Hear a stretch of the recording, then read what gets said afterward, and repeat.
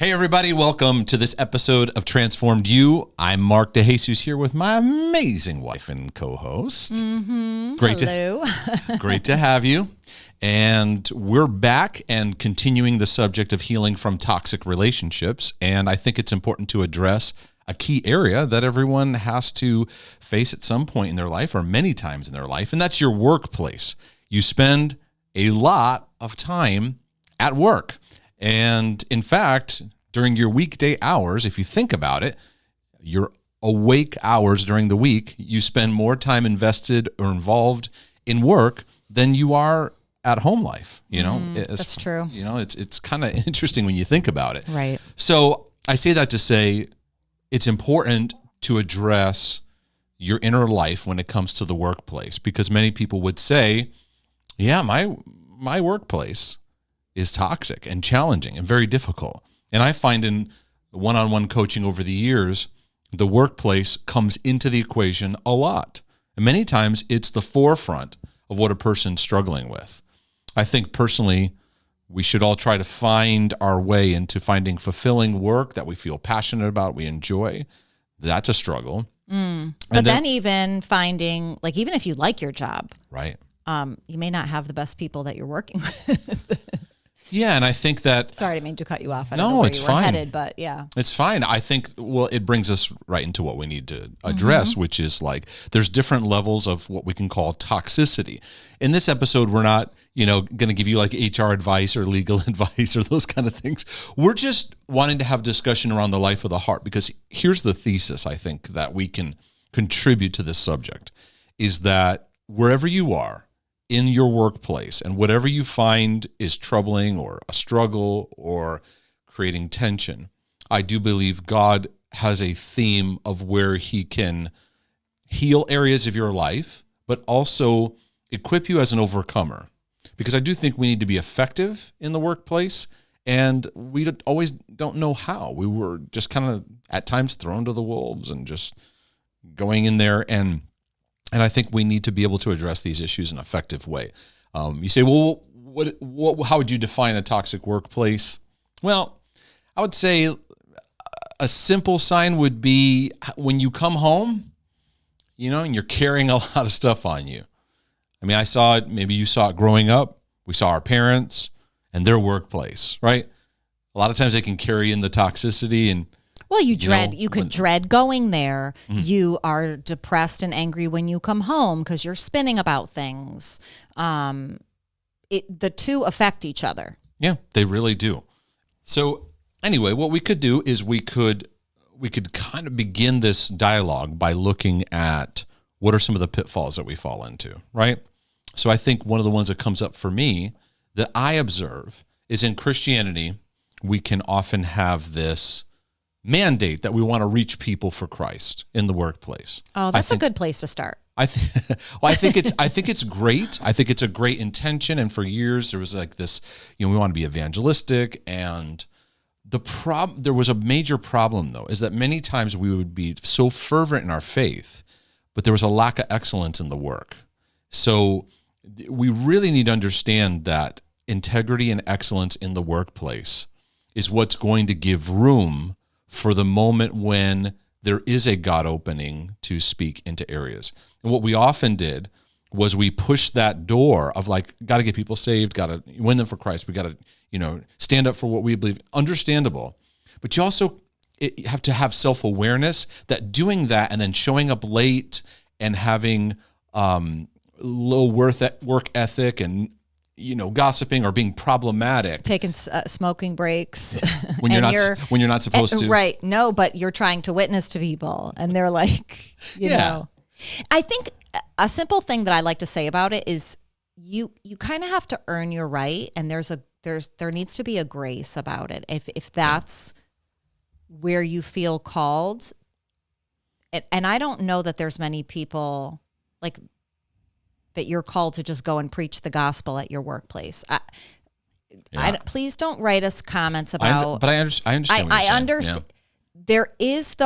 There is a earning a right to speak and bring your faith out.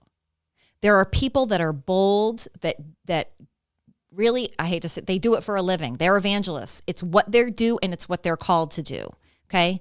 But when you are in a work environment, especially nowadays, you have to show your character and who you are before you even earn a right to speak about these things. And totally. I feel very strongly about that. Totally. A lot of Christians have done a lot of damage being wackadoodles. I'll just say it. That like they have done a lot of damage. Right. Because you have to remember Christianity is relational. Walking with Christ and walking with God is relational. So to jump in and have this agenda, I got to get the message to them.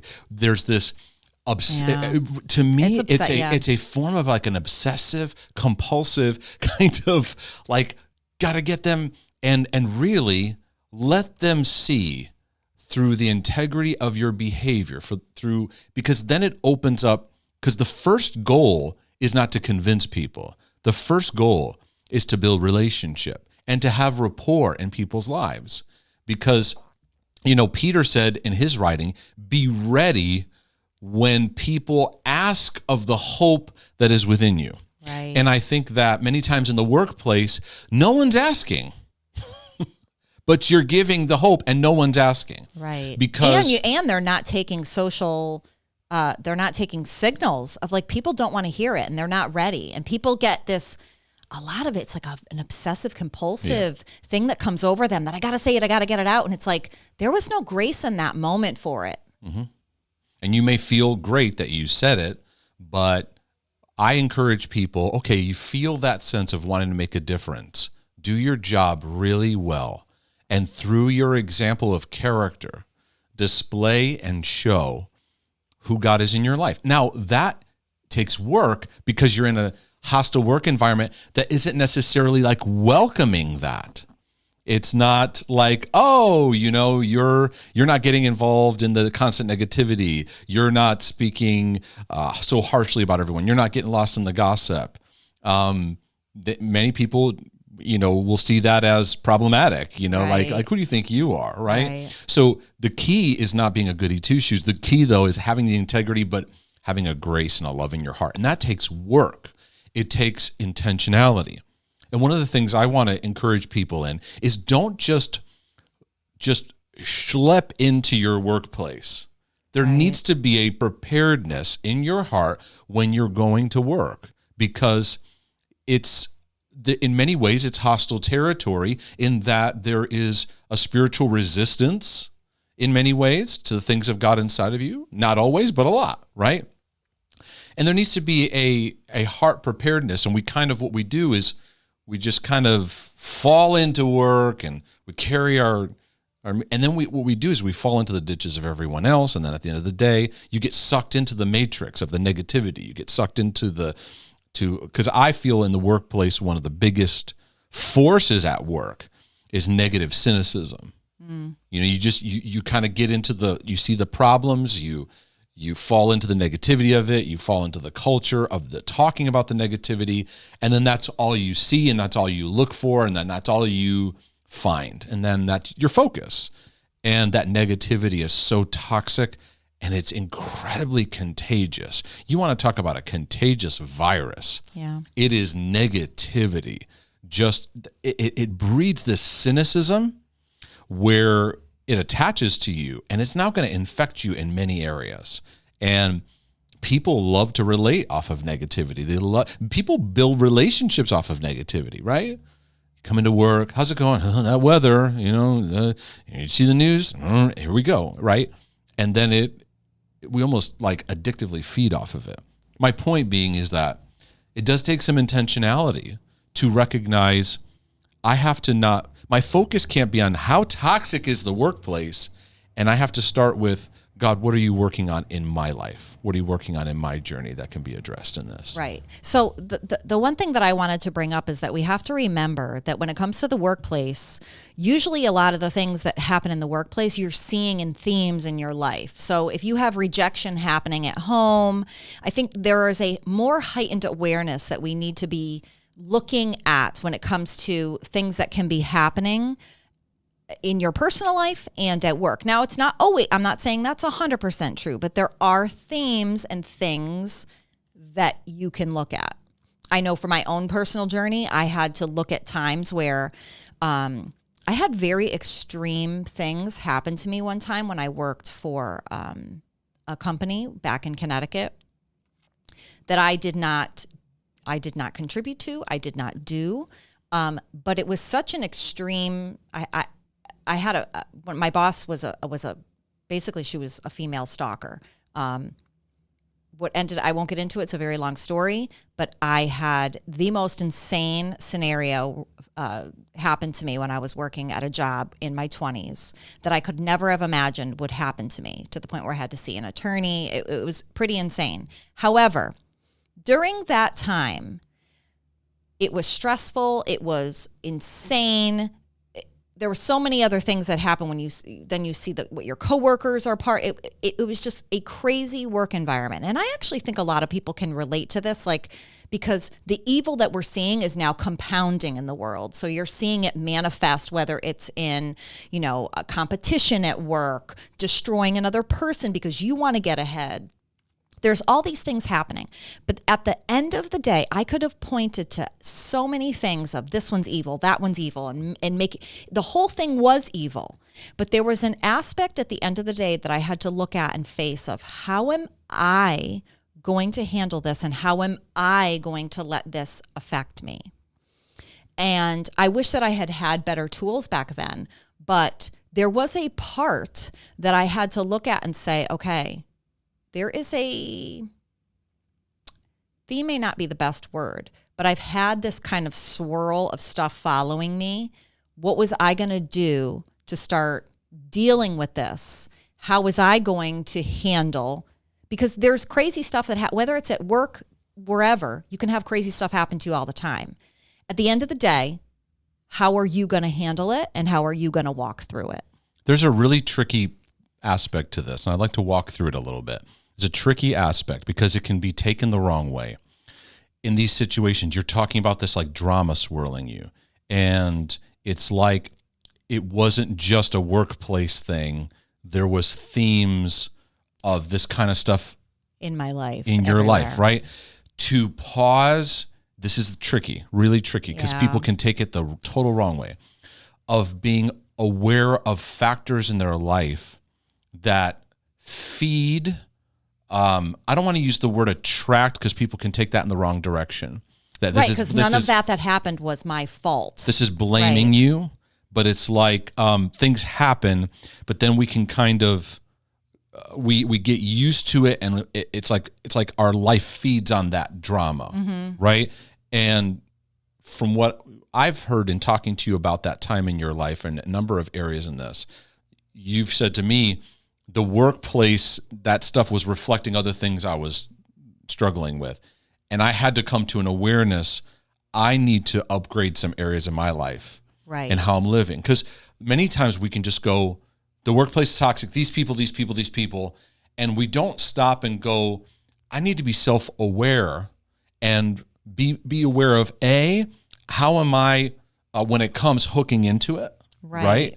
And B, at times, are there things like I've had to realize in people I've worked with where I had a really bad attitude. And I had to come to sobriety of my bad attitude and my cynicism and ways that I wasn't helping it. And that becomes a more empowering lens, right? Right. I don't want to put any words in your mouth. No. And I don't want people to hear this through the lens of, I'm attracting all this. It's something wrong with me. I don't want people to hear that, because there is twofold things.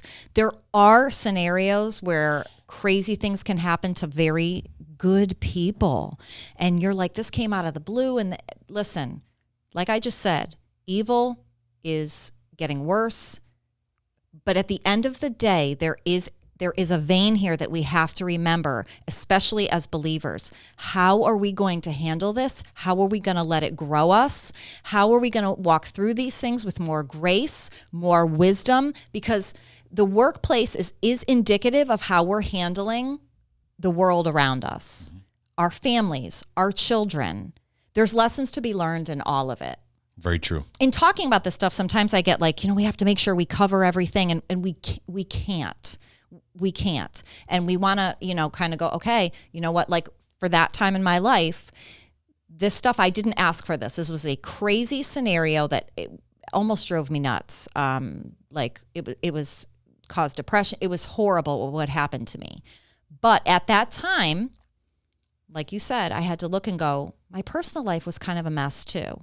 So I had all these things going on that I needed to look at to go, okay, what am I allowing to go on around me, and how am I going to handle it, and how am I going to walk through it? Does that make sense? Because I don't. Yes. So tell me, what would be some of the growing points or lessons or things that you became aware of or are aware of now, as far as like what possibilities in your healing and maturity this brought out?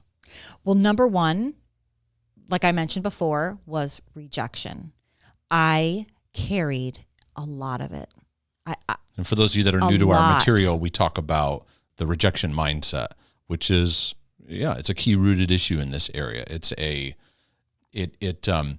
And I talk about, even in a chapter in the book, about the cycle of rejection. And there's an aspect of patterns that happen, and there becomes like rejection agreements that, like, I always get the short end of the stick. People always hurt me. That I always get picked last.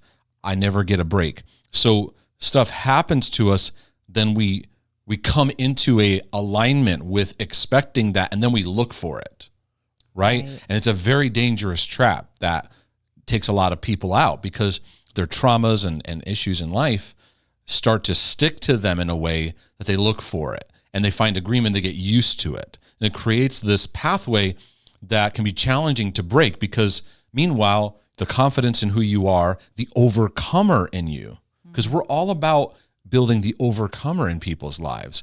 That, like, you had stuff happen to you, but that doesn't have to be your identity. And it's tricky, right? When you go, yeah, but I've got all these reasons why I can't break through, and I've got all these areas. Victim mentality comes in, and so then we become used to that environment. It becomes difficult to break out. And then people, they need to leave that workplace, and they can't. They feel like they can't. They feel trapped. They feel, like right. they're feeling stuck. And then meanwhile, the identity of who God sees them to be is diluted, because it's like, man, there's more in you. But like that workplace just keeps bringing that agreement with rejection kind of stuff. Right. So then what for me took place was, and I didn't realize, was extremely naive back then, of who you can trust and could trust. So anybody that I could talk to about it, I would talk to about it, because I felt like I was going crazy. And I, in a lot of ways, made it worse, because I didn't act with a maturity in return to what was being done. I didn't know. I had no really great people around me. I didn't know which friendships to invest in and not invest in. And because of the rejection, and then because of what was going on, I was like the Tasmanian devil, just spinning and spinning. Where I would get like feedback and attention, I would go to, which was a theme in my life, in my personal life. So regardless of what was happening, how I processed it did not help me at all. And I think we do this, right? Like you say, gossip happens at work. You have a mean boss. And so, hey, you're at getting coffee with, your coworker, and you go, well, yeah, Miss So-and-so, she's pretty awful, huh? And they kind of give you a look, or they join in with it. Well, now you've joined in with an atmosphere that is just going to make things worse, And I think to get back to, we could go over a lot of crazy scenarios that happen in the workplace, but the biggest thing that we want to bring out is, how are you working towards your growth, and how you're going to eventually, A, be able to make the best decision for yourself, B, come out of it stronger and wiser and more confident in who you are. Because I wish I had had that heightened awareness of that back then. Back then, I wanted just justice, and I wanted them to pay. I didn't know how badly it would hurt my heart. I didn't realize it then. And I don't think we do. To have that perspective that would hurt you more. Is that what you're saying? That all that stuff was, number one, destroying me. But yes, and I wish I had the perspective of like, okay, how can I be mature and wise and be able to get, because I couldn't leave, I didn't know what to do, to get to the point where a healthy decision could be made. I don't think we look at it that way. We look at it like the other person's evil, the boss is evil, my coworkers are evil. We don't take in how are we going to healthily walk through this? We don't look at it that way. We're in pain, and that pain, there's a shame that is there, and what shame does is point the finger. Correct. Right? I got to get this off of me. It's you, and then it prevents us from healing. So, okay, you're talking to older, wiser Melissa is talking to younger Melissa. She's in the middle of that drama. Ooh. She's got this boss that's acting out of line, in some ways getting away with it, in some ways go to jail for. Right? Yeah. And you're in the midst of this thing, and she sits down with you and says, I need some advice, and I'll listen to what you're saying. Because people say to me, what advice would you give? What advice would you give past Mark? And I go, past Mark wouldn't listen to present Mark. Past Mark had to go through some stuff to listen. So I say that to say, you're giving her advice, and she's willing to listen. What would you share with her about this season of her life, and how to be able to heal, overcome, make better of it?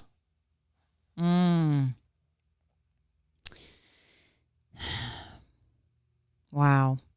There's a lot of things. And for me, it's not just the work thing. It's, you didn't do anything wrong. And we need to help you figure out what it looks like for you to love yourself enough to make a good decision, to get out of the situation and feel good about yourself in all the other areas of your life. I never had anyone sit down with me. Never. When the situation was wrapping itself up at the place that I was at, I sat down with the HR woman, and I'll never forget her looking across at me with sadness.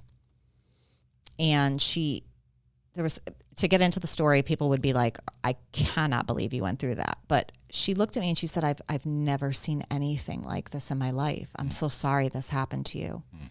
And I never had anyone talk to me like that. I still remember it. I still remember her face looking at me.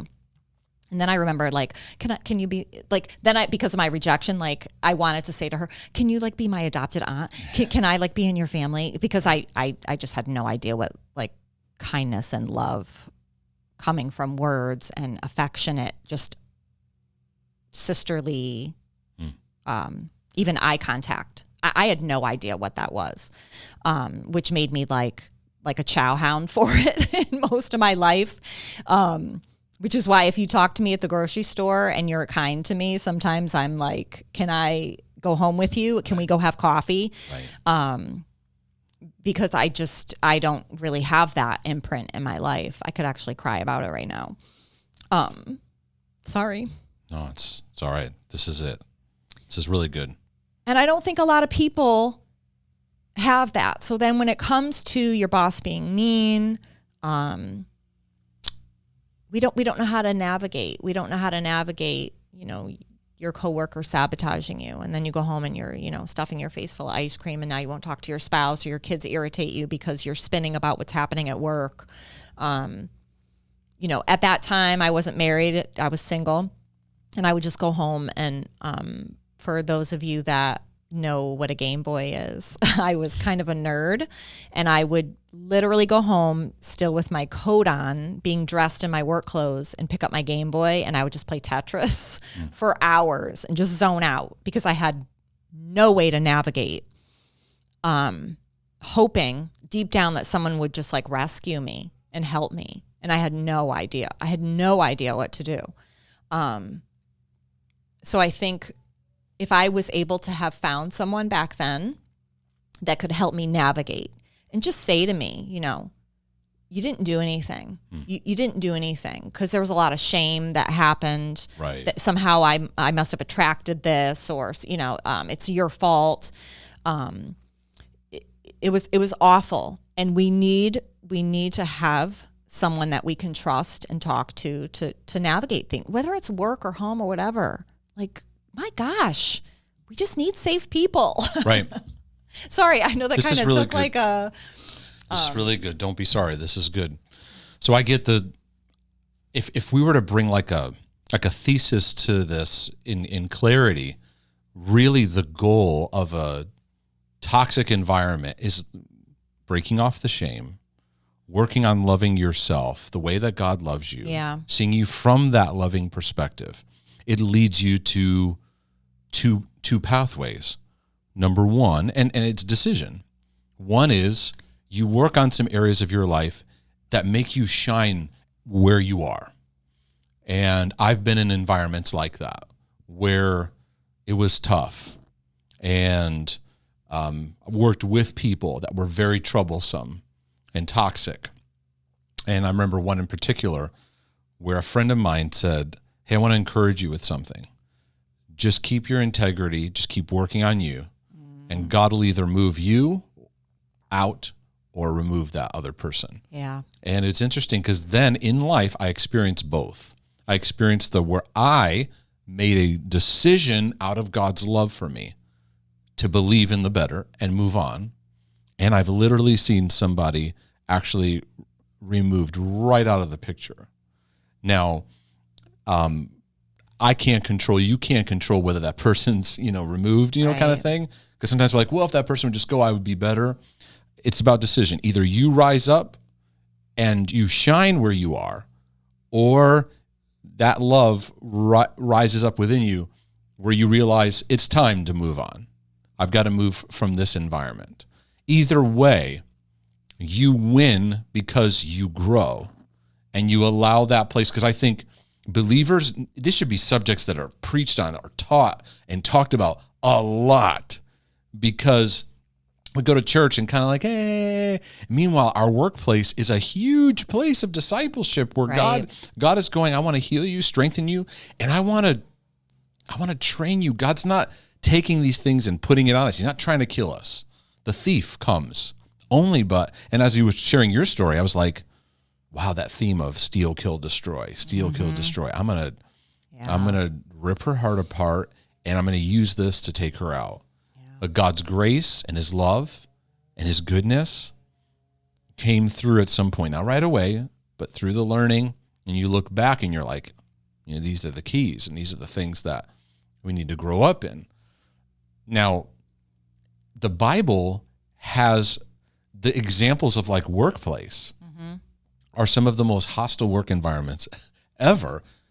Two that come to mind are, you have Daniel, the three Hebrew men, Shadrach, Meshach, and Abednego, put into the environment of Babylon, which is the epitome of absolute wickedness. Right. It's even brought out in the book of Revelation. It's like the symbol and just imagery of all evil and wickedness and witchcraft and deception, right?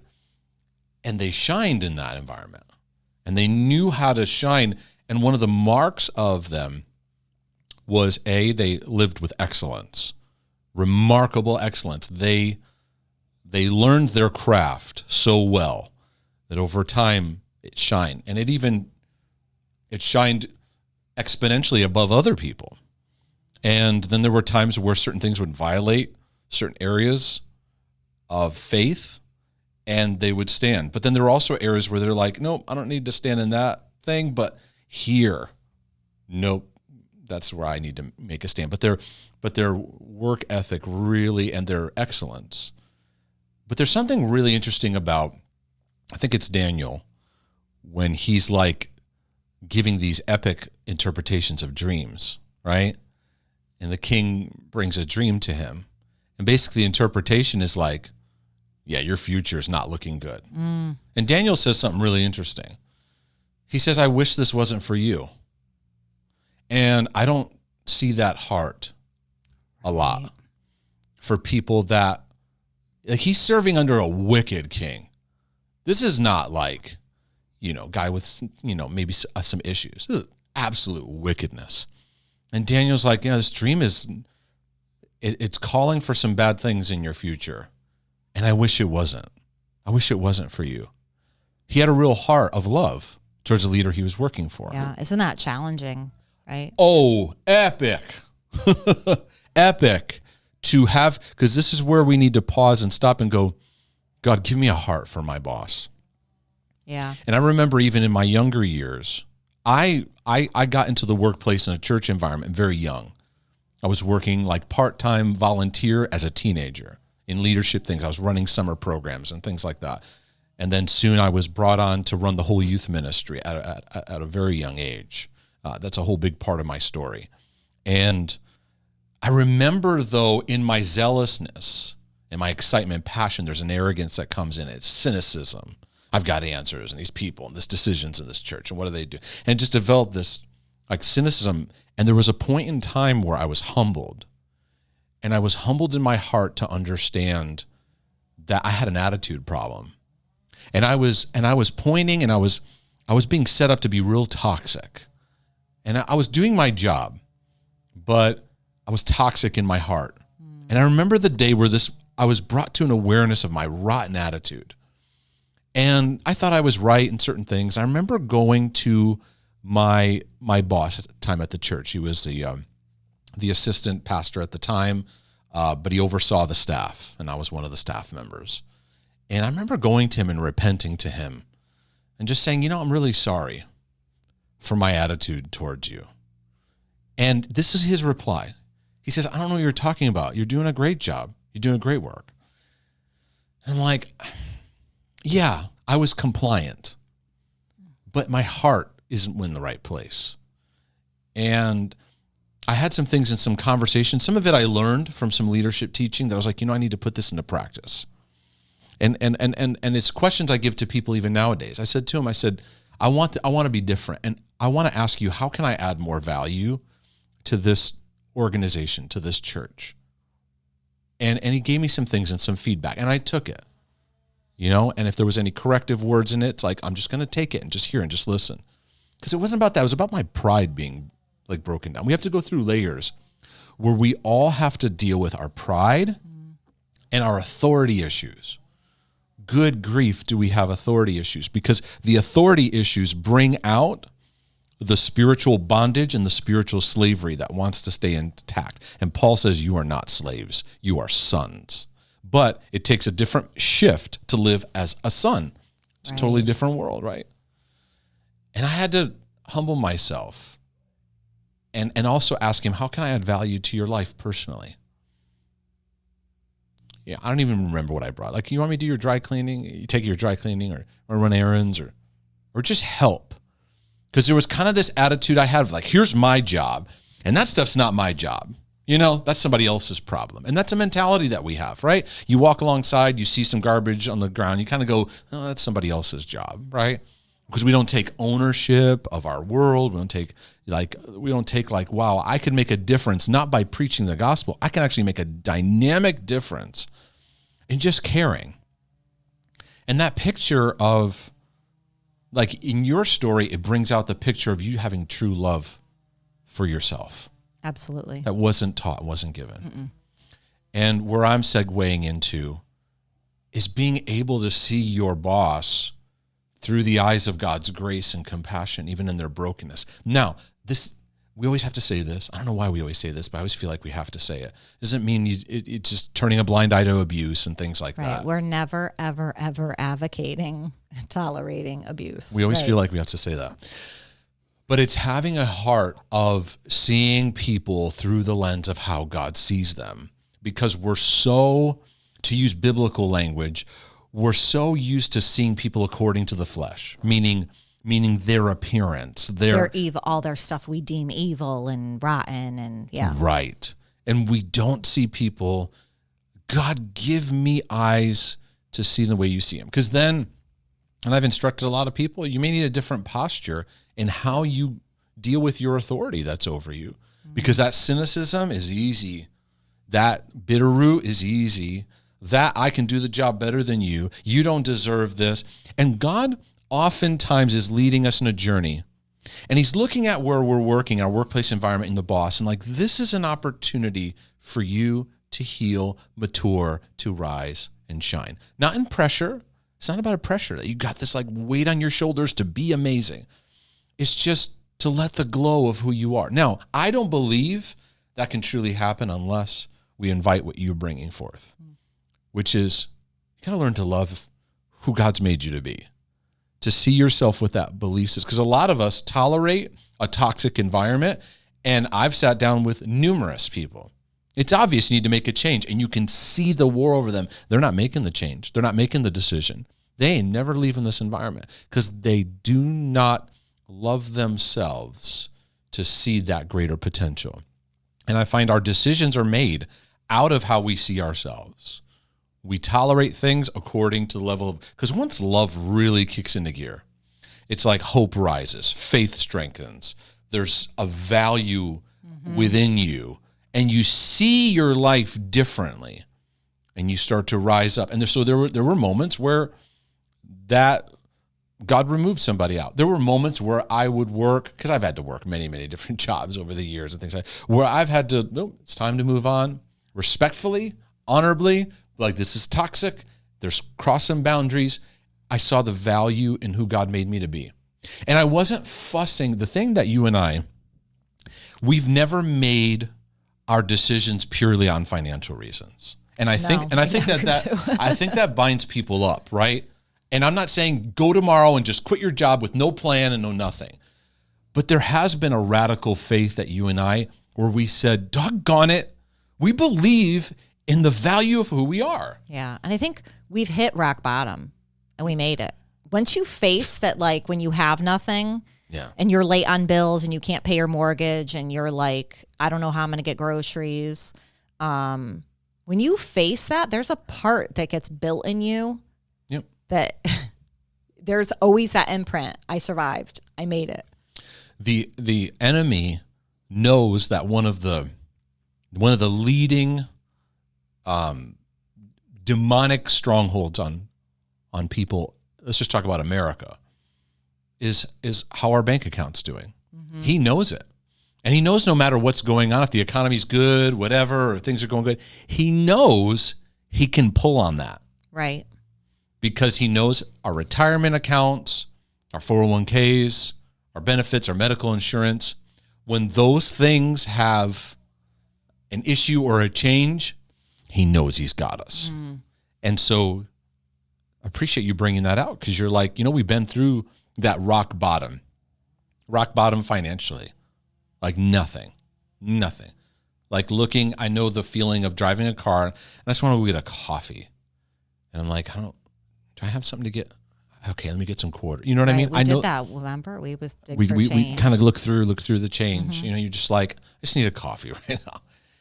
And the thing that I saw the most is hitting rock bottom. It was like, wow, I spent so much fear and anxiety worrying about this spot, and it's really not that crazy. Mm-hmm. I'm going to be okay. We'll figure it out. Not to say, though, you just want to stay that way, because that's a whole nother subject in itself. But I think that becomes the driving force. So we become prisoners now. We become chained to not making decisions. And we stay very stuck. So people say, well, what decision should I make? What decision should I make? Don't start there. Start with seeing yourself the way that God sees you. Mm-hmm. Start receiving what love means in your life. So whether it's you got pride issues, or there's a need for love and breaking off shame, or if there's decisions that need to be made, learn the power of love. That's why I'm such a big proponent of taking the subject of loving yourself and talking about it in a healthy, grounded, even biblical way. Mm-hmm. And people, when they don't get this subject, I'm like, you just need to understand it. When you understand it, it'll click, and you'll understand how this will make all the difference in your life.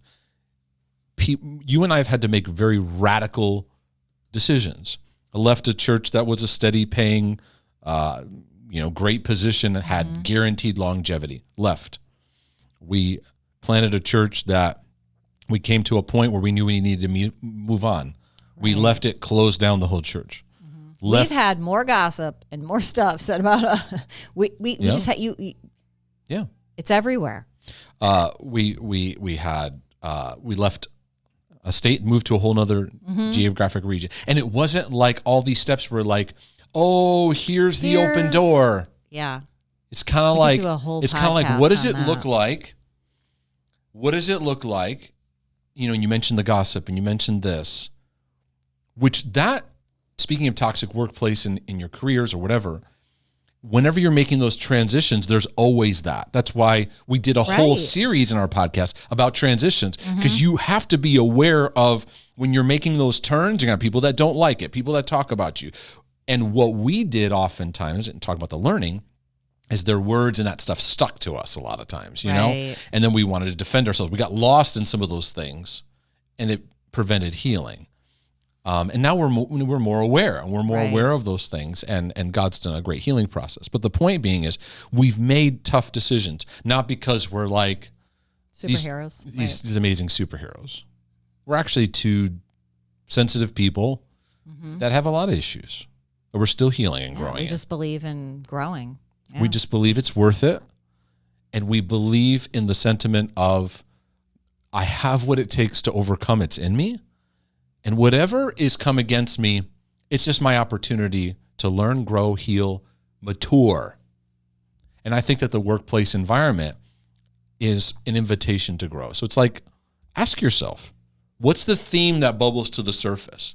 And it's not this like be better or win the argument. No, none of that. It's not pressure. Take a step back and go, what's the theme that my current work situation is revealing in me? And it usually involves just hold your integrity. Just, back away from the negativity. Rest, trust in me. Factors like that. Learn to have, compassion. There's if you tune into that assignment, your answers will come. Yeah. Right. And people want the answer. No. The difficult road, it takes a little bit longer sometimes.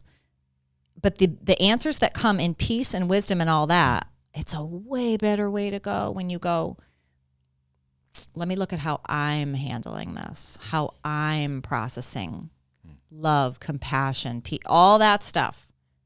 I don't care if it's the workplace, whatever it is. It's a much better journey when you can look at that stuff and resolve, loving your neighbor as yourself. Woo! Guess what? That's your boss. It's not just your actual neighbor in the house next door.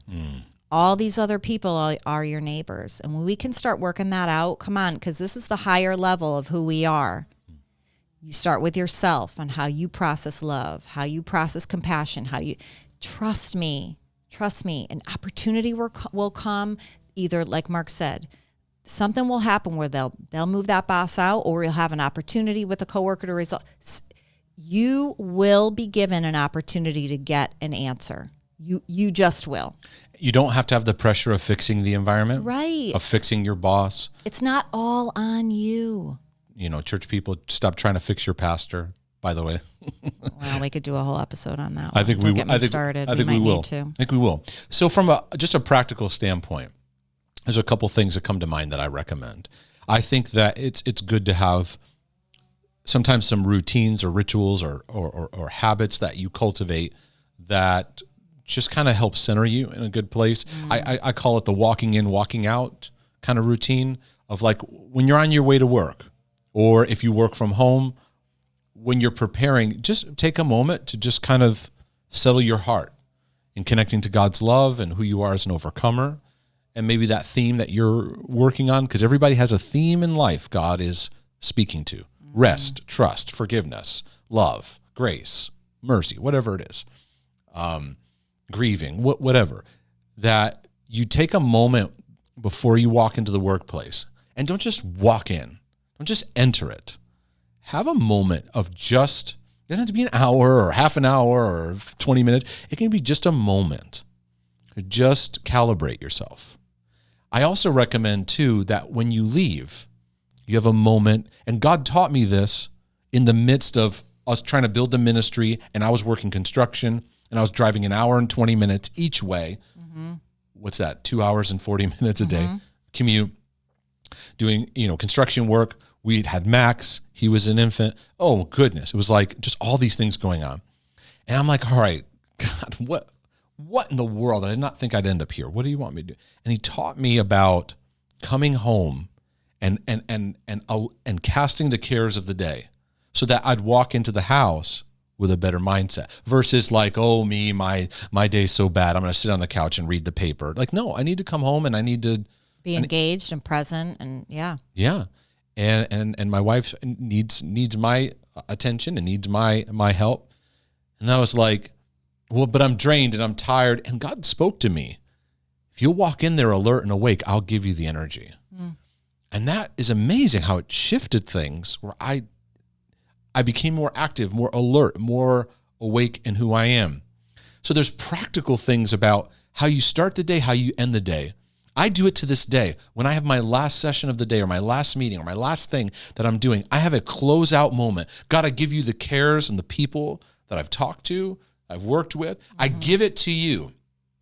And sometimes I don't even enter into the home until that is processed out because I need to do that for my health, for my growth.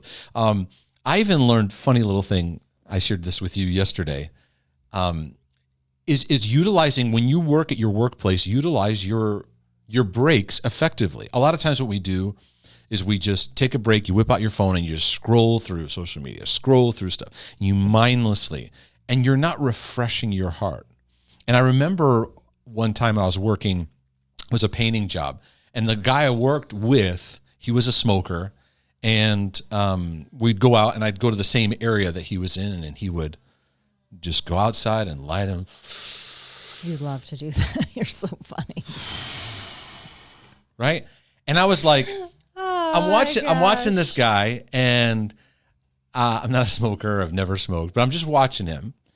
And I'm like, without the cigarette, that's really what we should all be doing. Right. It's very true. Is you have a break. Don't whip out your phone and check all that stuff. All that's going to do is amp up the agitation. It's going to amp up the negativity. It's going to amp up the darkness, and it's going to disempower you. You may not realize it, but it'll disempower you. Take that 15-minute break and just breathe in the presence of God for just a moment. It doesn't have to be this whoops, sorry. Uh-oh, did you spell? It's just, no, thanks. I got a cap on it. Oh, yeah, that's the good cap, yeah. It's swinging my arms around, knocking things over. It doesn't have to be this long ordeal. Sometimes it's just simple. Take those go in your car and sit for a moment without turning on the news or listening to, we're always stimulating. No, decompress for a moment and just have a moment of just connecting to that piece to recalibrate. You need to be strategic because many of you, you have certain factors that, you work on. I've worked with a number of people, for example, in the nursing world, and they're like, man, it's stressful. There's so many things going on. And on top of it, we got this drama and this stuff. Like, yeah, you got to realize. So how do you take care of yourself in the midst of that? Because it goes back to loving yourself. It goes back to honoring who God made you to be. And then God will organically bring some of your routines that are going to be helpful for you to preserve the life of the heart. Because remember, that's what we're talking about. We're using the subject of a toxic workplace to bring it back to you. How can God heal, strengthen your life so you can rise up as an overcomer? You don't have to be a victim trapped. You have decisions, you have choices, but it's His love that's going to lead you through that. Absolutely. Well Does that make said. sense? Anything else you got to add? No, that's it. I think we solved everybody's problems we did. today. Mm-hmm. Anyways, if this has been a blessing to your life and your journey, please take a moment to consider supporting us. Go to markdejesus.com, click on the donate button. Thank you so much for the great feedback and the questions. In the recording of this episode, we had to work through a number of things. We had outside our studio, there was like trees being taken down. We had to pause because the noise was so loud. It was coming in here, and had to work through all that. So we hope that you appreciate this resource and the investment we put into it. Take advantage of the Heart Healing Journey, that book, and there's online course material that's based on it too. It's just great stuff. It's going to help give you some simple yet helpful questions to walk you through Melissa talked about rejection, and exposing the rejection mindset is going to give you some great tools relationally to connect to the love of God better, transform your relationships, and of course, being able to really love yourself the way that God loves you is a great resource, great place to go. We're trying to build as many materials as we can to help you in your healing and freedom journey. But anyways, this is Mark and Melissa De Jesus saying we love you, we believe in you, and we pray that you lived a healed and free life. God bless you guys. Thank you, everyone.